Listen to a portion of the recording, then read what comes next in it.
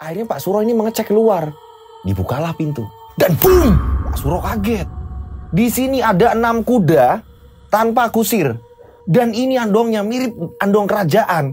Bener-bener andongnya ini dilapisi kayunya, ini dilapisi emas. Astagfirullahaladzim, iki opo? Assalamualaikum warahmatullahi wabarakatuh. Kembali lagi bersama saya Rian Agus Widodo. Kali ini bener-bener saya pengen menghibur semua teman-teman yang udah menantikan ya. Banyak libur saya dari kemarin dan kini muncul lagi. Terima kasih saya juga mau ucapin buat teman-teman yang udah support dari mulai kita ini berjalan ya. Channel Rian Agus Widodo ini dari 0 subscriber hingga kini sudah mau mencapai 40.000 subscriber. Saya ucapkan terima kasih banget buat teman-teman yang selalu support channel ini. Terima kasih sekali.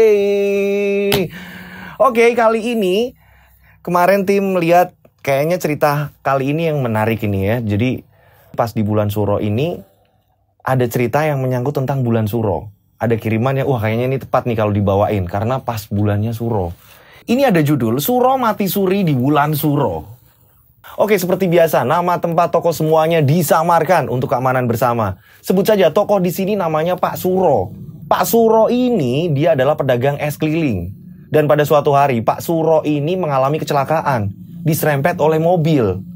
Nah, orang yang serempet Pak Suro ini tiba-tiba ngasih uang 20 juta untuk ganti rugi semuanya.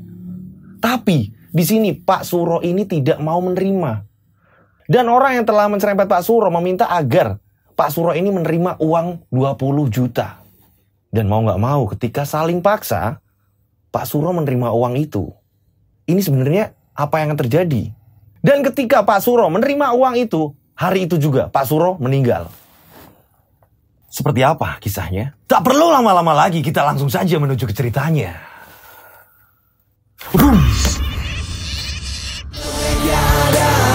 Di antara kita, mereka ada di antara kita, kita ada di antara mereka. Mereka ada di antara kita. Boom, boom, boom, boom.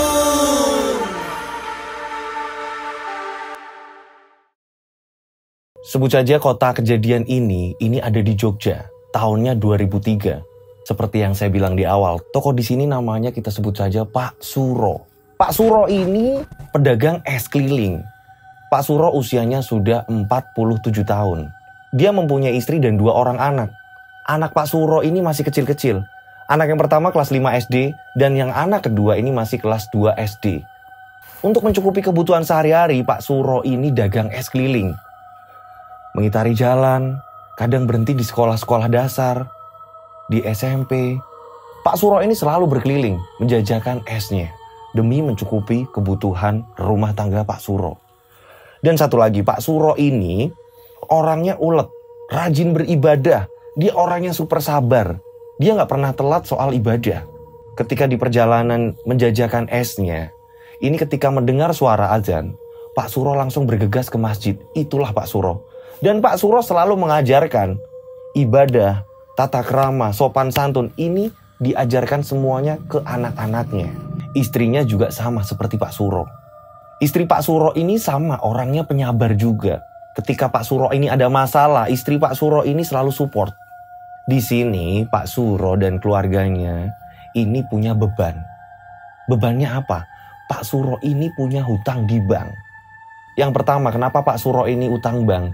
Ini dikarenakan untuk biaya anak-anaknya sekolah dan untuk modal usahanya Pak Suro. Hingga saat ini Pak Suro ini tetap masih mengangsur. Terus-menerus masih mengangsur. Hutangnya bisa dibilang ini nggak begitu besar, tapi untuk ukuran Pak Suro yang hidupnya hanya menjual es keliling, ini bagi Pak Suro ini besar.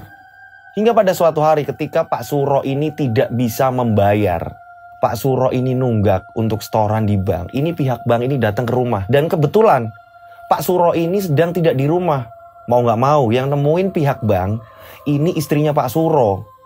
Bu, ini ibu dan bapak, ini mau lunasin kapan bu? Kami ini sudah ngasih keringanan jangka waktu loh bu. Iya pak, tapi memang kondisi saya dan suami saya ini memang belum ada pak. Kebetulan suami saya ini loh pak, jualan esnya ini kadang jarang laku pak. Belum lagi anak-anak sekolah ini kadang pembayaran sekolah ini loh pak. Tolong saya minta keringanan lagi pak. Loh nggak bisa lah bu. Dari pihak bank ini sudah mengasih kelonggaran. Ini sering sama ibu dan bapak. Saya minta ini segera diselesaikan, Bu. Daripada rumah ibu kami sita. Janganlah, Pak. Kalau rumah kami disita ini kami itu mau hidup di mana, Pak? Ya udah, nanti disampaikan sama bapak bahwa dari petugas bank ini udah kesini. Kalau bisa segera diselesaikan. Saya minta segera diselesaikan. Paham, Ibu? Iya, Pak. Maafin saya dan suami saya, Pak. Ya udah, yang penting kami sudah menyampaikan hal ini. Kami permisi dulu, Bu. Jadi pihak bank ini datang dan yang nemuin ini istrinya Pak Suro. Dan memang kebetulan yang di rumah hanya istrinya Pak Suro. Anak-anak sedang sekolah. Singkat cerita, pada sore harinya Pak Suro pulang dengan memang udah capek banget ya. Yang namanya jualan es, gerobaknya ini kayak sepeda, terus depannya ini ada gerobaknya. Pak Suro ini sorenya ini kelelahan. Assalamualaikum, Bu. Waalaikumsalam, Pak. Ini, Pak, tehnya, Pak. Ibu kenapa, Bu? Kok kayaknya kok ketakutan kayak gitu, Bu? Iya, Pak. Ibu kok ketakutan kayak gini, yo, Pak. Nggak tenang. Lah emang nggak bisa apa toh, Bu? Jadi gini, Pak. Ini yang kesekian kalinya petugas bank ini datang, Pak. Aduh. Piye yo, Bu? Bapak jualan es yo juga sering nggak laku, Bu. Malah bahkan sering kebuang-buang. Sisa-sisa es ini kadang Bapak bagikan kalau memang udah nggak laku, Bu. Kadang Bapak bagikan sama anak-anak sini, Bu. Warga-warga sini. Memang jarang laku kok, Bu. Nggih, Pak. Ya wis gini aja, Pak. Bapak sholat asar dulu. Bapak belum sholat toh? Iya, Bu. Bapak tak sholat asar, Bu. Ibu sudah belum, Bu? Udah, Pak. Anak-anak juga udah sholat. Gimana, Bu? Bapak tak sholat asar dulu. Jadi memang tekanannya ini benar-benar berat. Tapi mereka berdua ini saling nguatin. Setelah selesainya sholat, Pak Suro ini ngobrol lagi sama ibu. Bu, kira-kira, Bu, kalau rumah ini kita jual piye, Bu? Loh, ampun toh, Pak. Terus kita ini mau tinggal di mana? Kita tinggal di rumah ibuku, Bu. Piye, Bu? Janganlah, Pak. Apapun yang terjadi kita hadapi bareng, Pak. Insya Allah pasti ada jalan, Pak. Yo sih, Bu. Terus petugas bank itu datang lagi kapan, Bu? Ibu nggak tahu, Pak. Wong mereka ini kalau datang dadakan, Pak. Ya udah, mudah-mudahan nanti ada rezeki ya, Bu.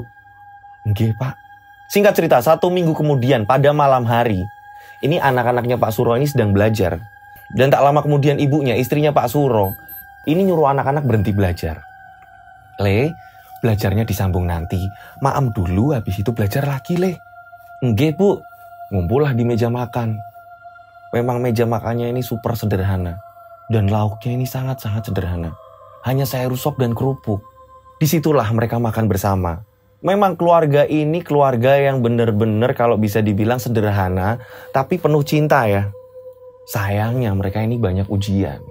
Ini anak pertamanya, sebut saja Arif, yang kelas 5 SD. Arif ini ngomong, Pak, Bu, Arif dan adik besok ini harus beli LKS, Bu. Beli buku-buku, Bu. Harus dibayar, Bu. Ada uang nggak, Pak, Bu? Pak Suro yang lagi makan, ini sampai nggak bisa nelen nasi. Ibunya, istrinya Pak Suro langsung menanyakan, emang harganya berapa, Tole?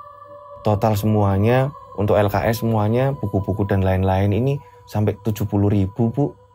Belum juga punya adik, karena dari sekolahan nyuruh itu, Bu. Sebenarnya sih udah lama, Bu, suruh bayar. Tapi Arif ini mau ngomong sama ibu bapak, nggak tego, Bu. Gini, Le. Besok bapak tak nyari uang, bapak bakal ngelunasi semua biaya-biaya sekolah. Apapun kebutuhan sekolah, insya Allah bapak akan lunasi, Le. Biar kamu ini masa depannya bagus, baik, cerah, nggak kayak bapak kayak gini. Ini suasana yang tadinya makan enak, ini jadi nggak enak. Langsung kepikiran, dan Pak Suro dan istrinya ini hadap-hadapan. Kayak mikirin ini harus gimana ya, Pak? Tapi nggak diungkapkan di depan anak-anak. Setelah itu nggak lama kemudian, istrinya Pak Suro meyakinkan ke anak-anaknya. Yang penting kalian sergap sinawi, Le. Rajin belajar. Untuk pembayaran apapun, insya Allah bapak ibu yang nanggung, Le. Asik, alhamdulillah. Akhirnya kita bisa terus sekolah ya, Kak. Kata adiknya Arif. Iya, pokoknya kalian ini harus rajin belajar. Biar bapak dan ibu yang nanggung semua ini, Le. Seperti itulah ujian yang ada di keluarganya Pak Suro. Singkat cerita, pada keesokan harinya, ini Pak Suro dengan penuh rasa semangat. Mudah-mudahan dapat rezeki banyak untuk hari ini. Jualan es kali ini mudah-mudahan laku banyak. Pak Suro menjajakan esnya seperti biasanya. Es. Tolet, es. Pak Suro ini dengan penuh rasa semangat dan selalu berzikir dalam hati, ya Allah, mudah-mudahan hari ini laku. Terus berdoa dalam hati, berzikir, berdoa terus menerus panjang jalan. Dan memang hari itu alhamdulillah ada beberapa orang yang beli. Yang biasanya ini Pak Suro mulai rame ini jam 10 siang. Tepat di waktu anak-anak sekolah ini istirahat. Ini masih pagi. Alhamdulillah ada orang beberapa ini yang beli. Setelah itu Pak Suro melanjutkan perjalanannya lagi. Mengelilingi kampungnya. Hingga Pak Suro ini jumpa dengan salah satu sekolah SD yang biasa Pak Suro ini mangkal di situ. Ternyata benar, ada banyak anak-anak yang jajan di situ. Setelah itu bel bunyi, anak-anak ini pada masuk kembali. Pak Suro ini berencana untuk melanjutkan perjalanannya. Pak Suro ini kembali lagi berkeliling. Tapi saat Pak Suro ini baru ngayuh, tiba-tiba ini dari belakang, boom! Pak Suro ini terserempet mobil, burak! Pak Suro ini langsung terbanting dengan gerobaknya. Pak Suro ini terjatuh. Gerobak es ini bener-bener sampingnya ini hancur karena terserempet mobil tadi. Dan tak lama kemudian ini pemilik mobil tadi ini keluar. Pak, maaf pak. Pak Suro ini di tangan dan kakinya ini banyak luka-luka. Pak, maaf pak, nama saya Arbi pak. Pak, maafin saya pak, saya nggak sengaja pak. Iya, nggak apa-apa. Dibantuin lah sama warga-warga sekitar di situ. Gerobaknya juga dibetulin lagi. Dipinggirin lah gerobaknya. Pak Suro ini ditolong oleh warga. Pak Suro ini dibawa ke salah satu warung. Di situ memang pinggiran-pinggiran di situ ada warung. Dan memang warga sekitar ini udah pada kenal Pak Suro. Dan depan warung ini ada kursi panjang dan Pak Suro ini disuruh duduk di situ. Dan beberapa warga ini banyak yang nyalahin Pak Arbi. Gimana sih Pak? Gimana? Iya Bu, sabar Pak, Bu. Semuanya sabar, saya mau tanggung jawab kok. Pak Suro justru menenangkan juga. Udah nggak apa-apa. Pak, Bu, nggak apa-apa, saya nggak apa-apa kok. Dan di sini Pak Arbi ngomong, Pak Suro, gimana kalau tak bawa ke puskesmas? Nggak usah Pak. Nggak apa-apa saya kok Pak. Enggak Pak, saya pengen tanggung jawab. Iyalah, dibawa ke puskesmas. Banyak warga yang kayak gitu. Obatin lah. Iya Pak, Bu, saya bakal ngobatin kok. Kata Pak Arbi. Dan warga ini terus ngomong, menyuruh untuk agar Pak Arbi ini membawa ke puskesmas. Akhirnya Pak Suro ini dimasukin ke mobilnya Pak Arbi. Dan memang mobilnya Pak Arbi ini hanya lecet-lecet. Gak mengalami rusak yang parah. Gerobak esnya Pak Suro ini dititipin di warung tadi. Akhirnya Pak Suro ini dibawa ke puskesmas. Setelah itu luka-luka ringannya Pak Suro ini diobatin oleh perawat. Singkat cerita setelah selesai pengobatan, ini Pak Arbi ini ngomong sama Pak Suro. Pak, Bapak nggak apa-apa? Iya Pak, nggak apa-apa. Ini sudah cukup kok Pak pengobatan ini. Enggak Pak, gini loh Pak. Saya ini ngerasa bersalah Pak. Saya memang tadi buru-buru Pak. Saya mau ke kantor. Saya ini buru-buru dan saya ini lagi telepon. Tiba-tiba saya ini hilang kendali Pak. Sampai nabrak gerobak Bapak. Untuk ganti ruginya, sudilah kiranya kalau Bapak ini nerima uang dari saya Pak. Udah nggak usah Pak. Ini pengobatan ini aja udah cukup kok Pak. Enggak Pak. Ini saya ada uang. Tolong diterima Pak. Ada 20 juta Pak. Monggo diterima Pak. Untuk rasa permohonan maaf saya Pak. Kata Pak Arbi. Pak Suro ngomong, enggak Pak, ini terlalu banyak. Enggak Pak, sudah cukup. Saya berobat kayak gini aja udah cukup Pak. Sama-sama apes kok Pak. Enggak apa-apa Pak. Enggak Pak Suro. Ini tolong diterima. Enggak Pak Arbi. Matur nuwun. Sudah cukup. Enggak apa-apa Pak. Nanti saya pulang juga masih bisa jalan kaki kok. Luka-luka biasa ini kok Pak. Ya udah. Ini ada alamat kantor saya dan alamat rumah saya. Nanti kalau Pak Suro suatu ketika butuh bantuan dari saya, Pak Suro bisa datang ke alamat ini. Ya Pak. Mohon maaf, saya ada urusan, saya buru-buru. Pokoknya nanti kalau Pak Suro butuh apa-apa, datang ke alamat ini. Nggih Pak. Saya simpan alamat ini Pak.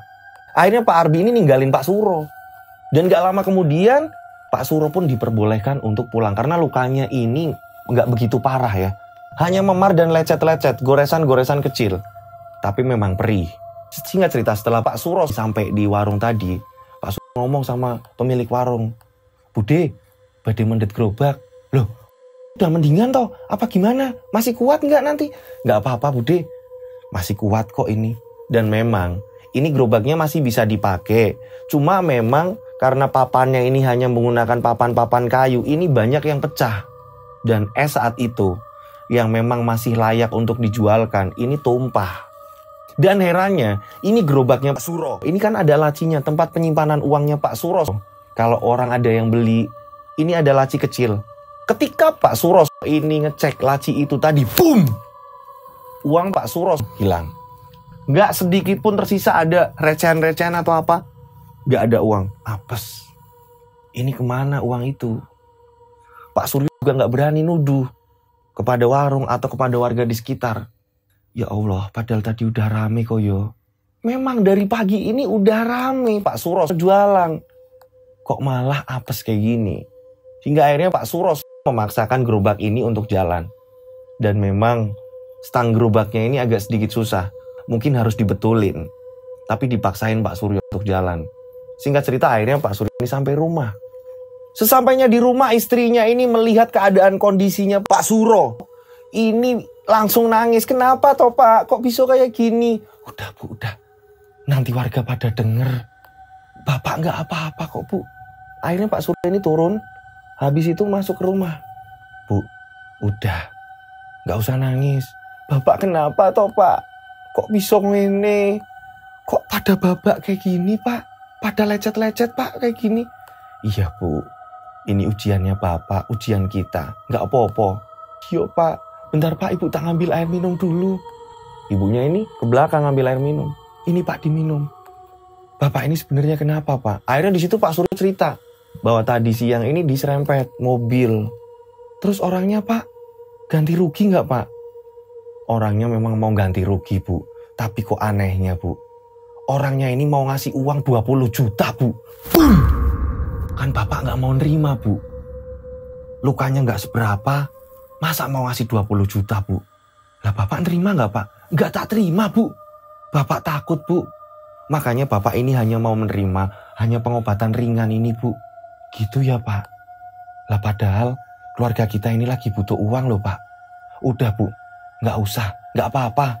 Nanti ada rezeki lagi Bu. Gak lama kemudian anak-anaknya Pak Suryo yang lagi main di belakang terus langsung masuk ke rumah, lihat Pak Suryo ini langsung nangis. Bapak kenapa? Bapak kenapa? Nggak apa-apa Le, nggak apa-apa Le. Bapak kenapa Pak? Nggak apa-apa. Nanti Bapak juga sembuh ini kok Le. Pada keesokan harinya, ini Pak Suryo langsung membetulkan gerobak kembali. Dan berharap gerobaknya ini bisa kokoh lagi, bisa untuk jualan lagi. Dan seperti biasa Pak Suro ini dagang keliling. Dan Pak Suro ini memang sengaja, memang pengen mampir ke sekolahannya anak-anaknya. Sesampainya di depan sekolahan, gerobaknya ditinggal dan Pak Suro, dengan memang langkah kakinya yang memang masih sakit ya, banyak luka ringan di kakinya Pak Suro, dengan langkah sakit, ini sengaja menemui bapak ibu gurunya anak-anak. Singkat cerita akhirnya ketemu salah satu wali kelasnya anak-anak. Pak, iya ini Pak Suro ya? Iya Pak, saya bapaknya Arif. Iya Pak, gimana Pak kok bapak ini kok sakit ya Pak? Iya, kemarin saya ngalamin apes, diserempet mobil Pak. Oh iya Pak, untuk pembayaran anak-anak saya, tolong ya Pak, saya kasih waktu dulu ya Pak. Iya Pak Suro, gak apa-apa. Dengan kondisi kayak gini saya ngerti kok Pak. Untungnya, dari pihak sekolah ini tahu kondisi Pak Suro seperti apa. Syukurlah Pak, soalnya saya gak pengen Pak kalau anak-anak ini belajar gak tenang Pak. Dengar teman-teman yang lain ini udah pada bayar, tapi anak saya ini belum bayar, saya takut kalau mereka ini kepikiran Pak. Udah gak apa-apa Pak Suro. Pak Suro tenangin dulu, nanti biar pihak sekolahan saya yang jelasin Pak. Untung wali kelasnya Arif ini baik. Akhirnya Pak Suro pun berpamitan dan Pak Suro kembali menjajakan esnya. Dengan memang ngayuhnya sepeda gerobaknya ini dengan rasa yang sakit ya, dipaksain sama Pak Suro. Singkat cerita, beberapa hari kemudian kondisi Pak Suro ini udah mulai agak membaik ya. Beberapa hari kemudian ini Pak Suro kondisinya ini udah memulai membaik dan Pak Suro ini udah berhasil nyicil sedikit demi sedikit untuk melunasi pembayaran-pembayaran buku-buku sekolah anak-anaknya. Dan pada sore hari Pak Suro pulang, ini istrinya Pak Suro ini menangis. Di depan rumah, di teras rumah ini sedang nangis. Ada tetangganya sama ibu-ibu juga, seumuran istrinya Pak Suro juga, sedang menenangkan istrinya Pak Suro. Pak Suro ini langsung naruh gerobaknya buru-buru. Bu, kamu kenapa toh Bu? Bu, ibu kenapa toh Bu? Bu, Pak, tadi pihak bank datang ke sini Pak. Ternyata hari itu pihak bank kembali datang. Boom! Di sini Pak Suro mulai kebingungan. Ya Allah, kok kayak gini yo? Baru bisa untuk nyicil bayar sekolah, tiba-tiba pihak bank datang lagi untuk menagih lagi. Piye yo Pak, kok kayak gini Pak? Ibu itu bingung Pak. Ya udah Bu, ayo ngobrol di dalam Bu. Mbak, maaf ya Mbak, istri saya mau saya ajak ke dalam dulu. Oh nggih Pak, akhirnya temennya istrinya Pak Suro itu tadi pulang. Pak Suro akhirnya ngobrol sama istrinya. Piye yo Bu, apakah Bapak minta tolong sama Pak Arbi aja Bu ya Bu? Nggak tahu Pak, Ibu bingung Pak. Iya Bu, mending Bapak ke rumahnya Pak Arbi apa ya Bu? Tak ngomong pinjem Bu. Siapa tahu Pak Arbi ini mau minjemin Bu. Tapi kalau dikasih yang banyak ya Bapak nggak mau. Pokoknya ikrar Bapak ini pinginnya pinjem Bu. Ya terserah Bapak, piye Pak, Ibu bingung. Ibu ini selalu takut Pak, deg-degan kalau orang bank datang ke sini Pak. Ya udah Bu, coba nanti besok Bapak nggak jualan, Bapak mau ke sana Bu. Singkat cerita akhirnya Pak Suro memutuskan untuk datang ke tempatnya Pak Arbi. Dengan sekalian menjajakan jualannya Pak Suro ini datang ke rumahnya Pak Arbi. Ini masih pagi-pagi sekali, berharap Pak Arbi ini belum keluar rumah. Ini masih 6:30 pagi. Assalamualaikum. Waalaikumsalam.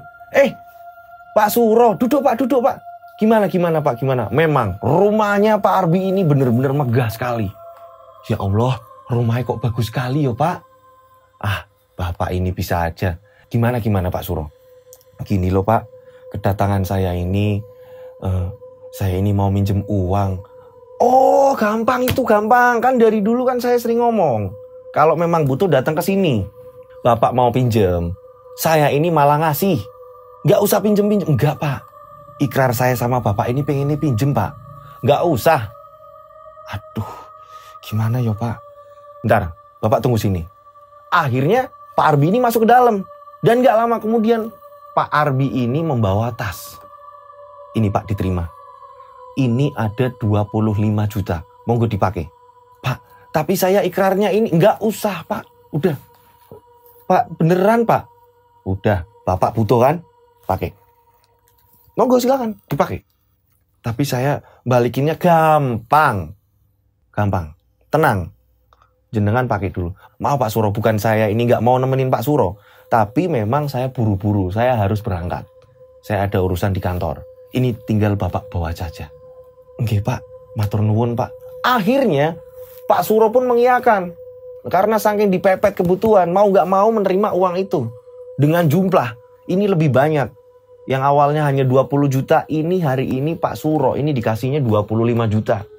Dibawa pulanglah uang itu sama Pak Suro. Dan hari itu Pak Suro memutuskan tidak berjualan. Karena Pak Suro takut membawa uang sebanyak itu.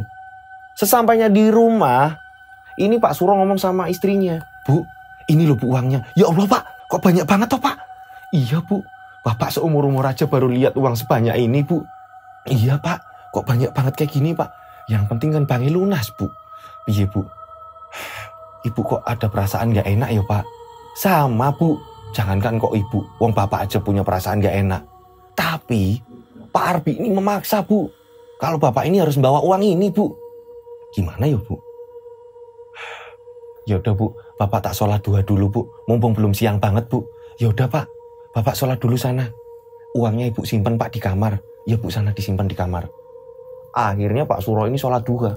Di situ Pak Suro berdoa. Ya Allah, ini duit apa? Kok sebanyak ini? Saya ini mau pinjam sebenarnya nggak sebesar ini. Apakah ini rezeki atau apa Tuhan? Pak Suro ini ngomong sama Tuhan. Cerita keluh kesah, nangis sama Tuhan, ngobrol sama Tuhan. Lewat doa-doa Pak Suro. Singkat cerita, pada malam harinya, setelah selesai sholat isya bareng sama keluarga, Pak Suro ini ngomong sama istrinya. Bu, nanti Bapak tak istirahat, nanti jam 12-an. Kalau Ibu ini nggak capek bangunin Bapak, takutnya Bapak ini kebablas. Bapak ini pengen sholat tahajud Bu. Bapak mau minta petunjuk Allah Bu. Siapa tahu uang ini memang jodohnya Bapak. Jodohnya kita untuk membayar hutang-hutang kita Bu. Tapi kalau toh tidak, paling nggak Bapak ini pengen minta petunjuk sama Gusti Allah Bu. Agar keluarga kita ini diberi keselamatan Bu. Nggih Pak.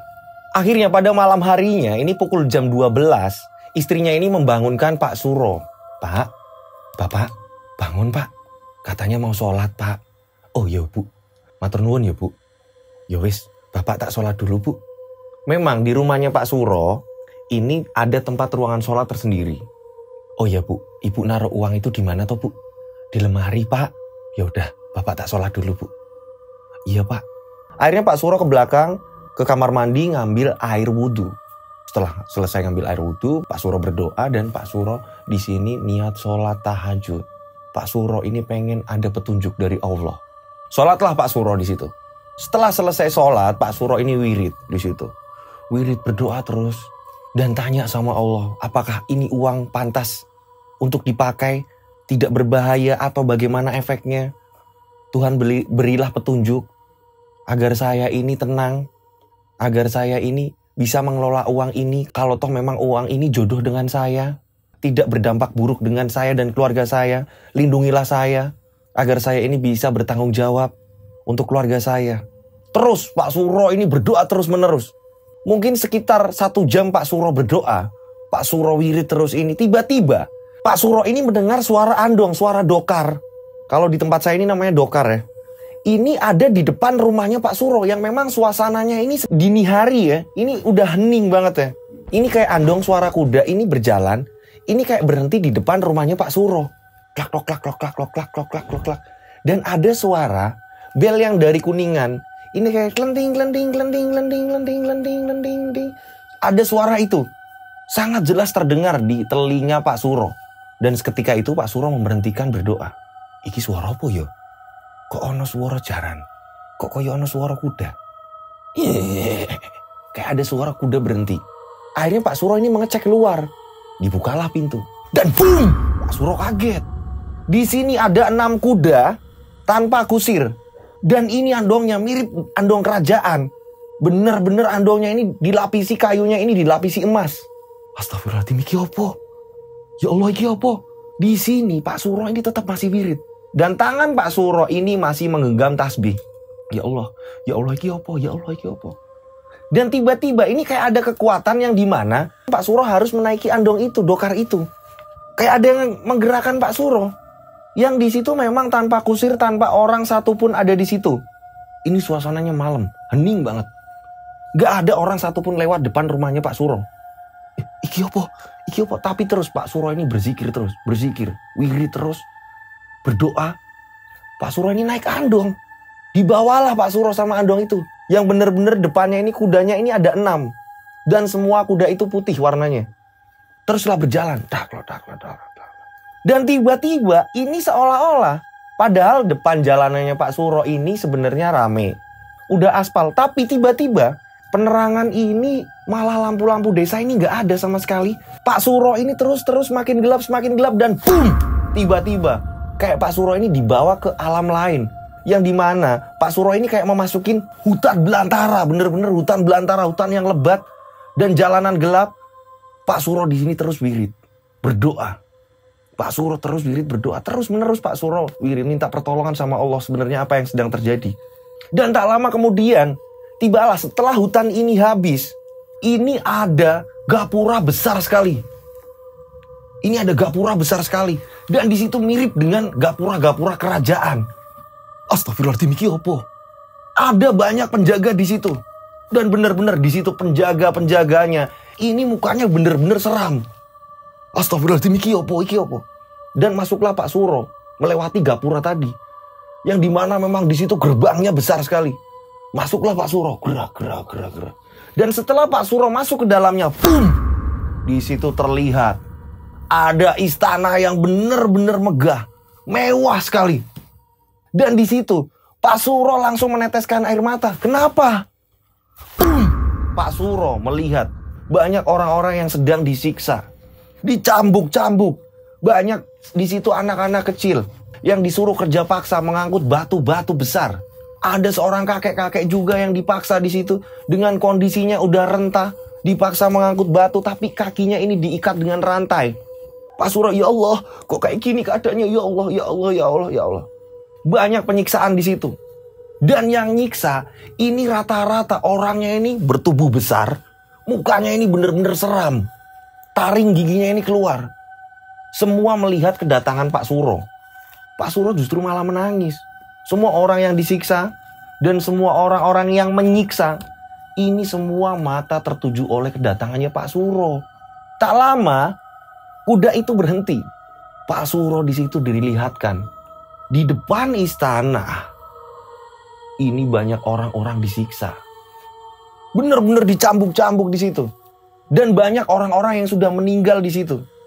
Dengan kondisi mukanya ini udah hancur-hancur lebur. Di sini puluhan orang disiksa. Ya Allah, apakah ini gambaran neraka? Apalah ini?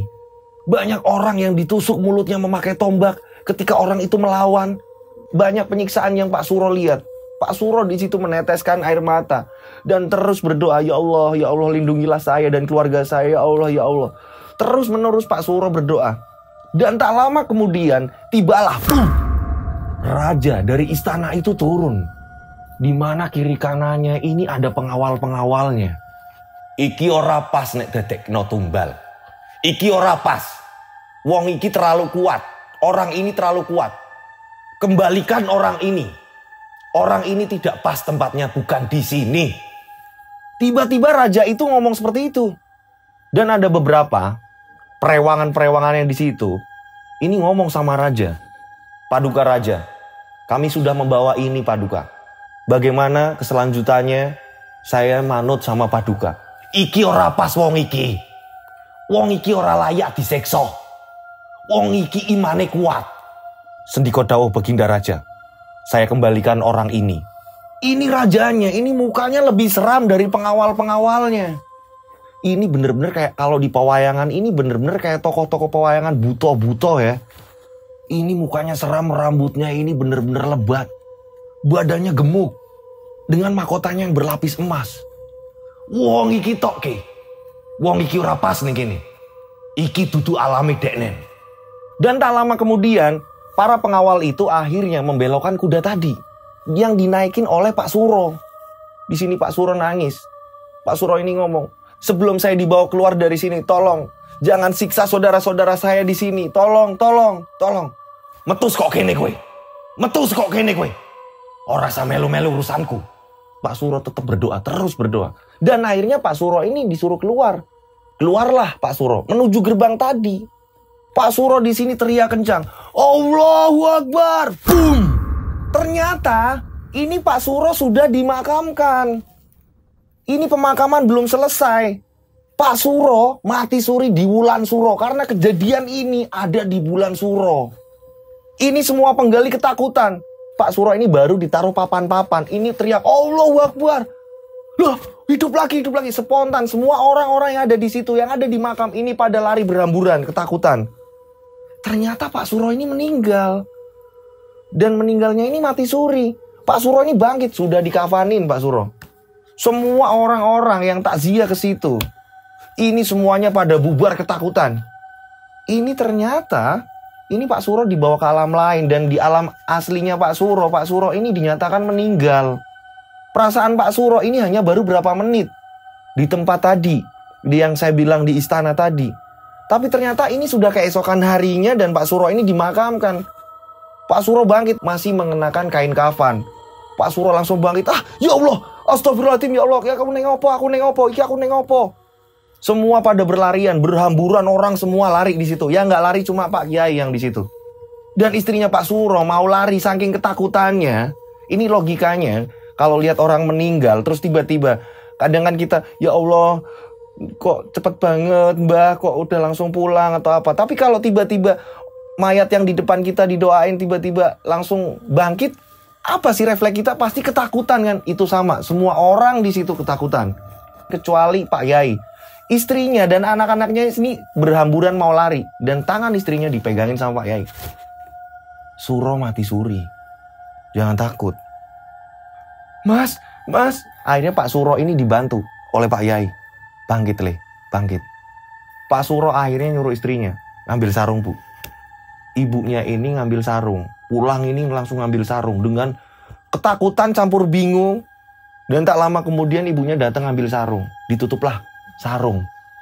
Karena memang bugil. Setelah lepas dari kain kafannya ini, kondisi Pak Suro ini bugil.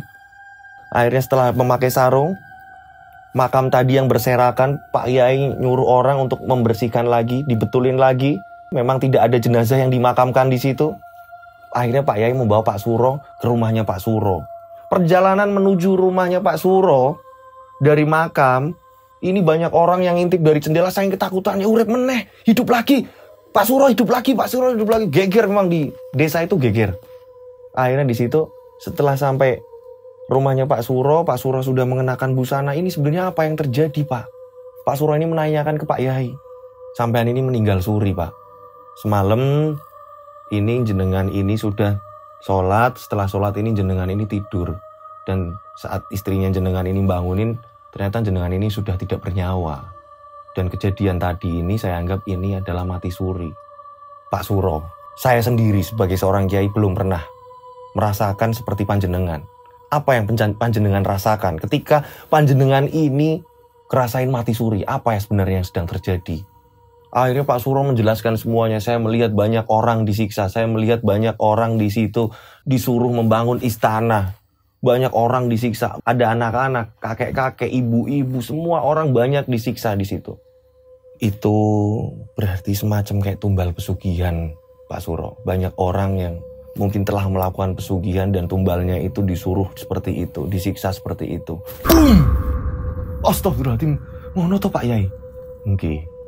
Lah, apa yang dilihat di alam sana? Diceritakanlah semuanya sama Pak Suro. Banyak Pak, di situ ada rajanya. Saya dibawa memang mengenakan kuda Pak. Setelah sampai di istana, saya melihat kiri kanan saya nggak kuat Pak. Saya menangis, saya memohon jangan siksa mereka. Akhirnya Pak Yai di situ ngumpulin warga. Dan warga diberi pencerahan sama Pak Yai. Akhirnya warga ini jadi tahu kalau Pak Suro telah mati suri. Akhirnya warga nggak takut dan warga mulai berdatangan menanyakan ke Pak Suro. Pak Suro justru malah sekarang memberi suri teladan kepada orang-orang sekitar, warga-warga sekitar. Bahwa jangan sampai kita melakukan pesugihan apapun bentuknya. Karena memang di alam lain ini para tumbalnya ini benar-benar disiksa. Dan bahkan pelaku disiksanya ini lebih parah. Pak Suro ini tanya sama Pak Yai, nah ini kan saya ini masih dikasih uang sama orang itu Pak Yai. Pak Arbi kalau nggak salah Pak Yai namanya, saya juga masih nyimpen alamatnya. Ini uangnya ini masih di lemari disimpan sama istri saya. Udah nggak ada kok Pak, sahut dari istrinya. Ketika Bapak nggak ada Pak, ketika Bapak meninggal, saat itu Pak, saya juga udah ngecek Pak. Uang itu juga nggak ada Pak. Hilang Pak, bener-bener hilang. Astagfirullahaladzim ya Allah. Untung keluarga kita ini gak ada yang memakai uang itu ya Bu. Iya Pak. Lah sebenarnya kalau saya boleh tahu ini uangnya dari mana Pak? Saya ini pernah keserempet Pak. Diceritain lah sama Pak Suro. Dikasih uang sama yang serempet Pak. Dan saya menolak Pak. Tapi karena saya butuh, saya datang ke sana, saya malah dikasih uang 25 juta Pak. Yang di luar akal saya Pak. Mosok iya saya ini pinjemnya sedikit tapi dikasihnya banyak Pak. Ternyata seperti ini Pak. Oh syukurlah kalian gak ada yang pakai keluarga kalian. Anak-anaknya yang tadinya takut sama bapaknya, sama Pak Suro, mau nyentuh bapaknya aja ketakutan dia. Gak apa-apa kok Le, bapak ini masih hidup kok Le. Tenang yo Le. Iya Pak. Tapi akhirnya di sini Pak Suro bisa ngasih pencerahan ke teman-teman orang-orang warga sekitar. Dan di sini banyak kepedulian yang ngebantu. Akhirnya warga ini banyak kepedulian ke Pak Suro, keluarga Pak Suro. Mereka patungan. Dari RT ini ngadain patungan untuk membantu keluarganya Pak Suro. Dan RT meminta untuk Pak Suro ini mau menerimanya. Akhirnya dengan lingkungan warga yang peduli akan Pak Suro, ini Pak Suro bisa melunasi hutang di banknya. Alhamdulillah. Warga ini mau membantu yang memang Pak Suro dari dulu gak pernah ngerepotin warga. Ini warga meminta tolong Pak. Untuk kali ini tolong diterima. Dan memang diterima Pak Suro dan untuk membayar semua hutangnya. Lunas sudah semua hutangnya Pak Suro. Alhamdulillah. Itulah kisah dari perjalanan Pak Suro yang mati suri di Wulan Suro. Mudah-mudahan di kisahnya Pak Suro, dan buat Pak Suro sebenarnya ada nama aslinya. Mudah-mudahan selalu diberi lindungan Allah Subhanahu wa taala. Terima kasih sudah mengirimkan cerita ini. Dari tim kemarin juga merinding ketika baca. Terima kasih sudah mengirimkan cerita ini. Mudah-mudahan Pak Suro dan keluarganya ini diberi kekuatan, selalu dilindungi Allah Subhanahu wa taala, selalu diberi kesehatan, banyak rezeki melimpah untuk Pak Suro dan keluarga. Terima kasih juga buat teman-teman yang sudah menyaksikan tayangan ini, mudah-mudahan menjadi edukasi yang baik agar kita tak terjerumus. Kalau kita dikasih sesuatu sama orang yang nilainya ini nggak sebanding, yang kira-kira ini uang apa ini, kayaknya kok apa, perlu dipertanyakan. Di mana asal usulnya ini, uang ini, acara apa ini perlu dipertanyakan. Kecuali memang ada reality show atau apa yang memang ada penanggung jawabnya dari TV atau apa, dari stasiun TV atau apa, mungkin bisa. Tapi kalau yang kita ini nggak kenal orang ini, awal orang ini datang atau segala macam, orang ini asing ketemu kita tiba-tiba ngasih, perlu dipertanyakan dulu ini ada apa. Dan kalau memang nggak mungkin terlalu berlebihan, alangkah baiknya kita tanya dulu kepada orang yang lebih ngerti, lebih berpengalaman. Mungkin ada kiai-kiai di daerah-daerah kita yang lebih mengerti, agar kita tak terjerumus ke dalam lembah-lembah seperti itu. Saya mau ucapin terima kasih buat teman-teman yang selalu support channel ini. Terima kasih sekali. Dari kemarin saya ini baca komentar sudah banyak sekali, dan saya akan tetap membalas satu persatu buat yang sudah komentar. Teruslah komentar, karena komentar kalian ini membuat saya semangat. Tanpa komentar kalian saya ini nggak semangat, karena komentarmu semangatku, ceritaku semangatmu. Terima kasih sekali. Dan buat yang mau ngirim cerita, kalian bisa kirim ke Instagram saya @dodosinjo atau ke WA. Oke, ada di sini. Kalian follow Instagram saya, langsung saya follow back. Dan yang belum kebaca cerita-ceritanya pasti saya akan baca satu persatu. Oke, semoga kalian semua yang ada di rumah, yang dimanapun kalian berada, mudah-mudahan kalian ini selalu sehat walafiat, banyak rezeki melimpah, selalu dilindungi Allah Subhanahu wa taala. Amin amin amin amin amin amin. Ya Allah, semoga teman-teman saya yang ada di Indonesia dan di luar negeri selalu dilindungi Engkau ya Allah. Terima kasih Allah. Oke, buat para teman-teman yang subscriber saya yang setia dari menit awal sampai akhir, kira-kira untuk cerita next kira-kira ngebahas apa nih? Nanti barangkali di cerita kiriman subscriber ini ada, biar saya bawakan. Silahkan komentar di bawah. Mas bawain tentang ini dong, Mas bawain tentang ini dong. Silahkan komentar di bawah, oke? Oke, akhir kata, saya Rian Agus Widodo mengucapkan wassalamualaikum warahmatullahi wabarakatuh. Mereka ada di antara kita. Mereka ada di antara kita. Subscribe channel Rian Agus Widodo, kisah misteri. Mereka ada di antara kita. Nyalakan lonceng, notif, tinggalkan komen, share. Mereka ada di antara kita. Mereka ada di antara kita. Kita ada di antara mereka. Mereka ada di antara kita. Mereka ada di antara kita. Mereka ada di antara kita. Kita ada di antara mereka. Mereka ada di antara kita.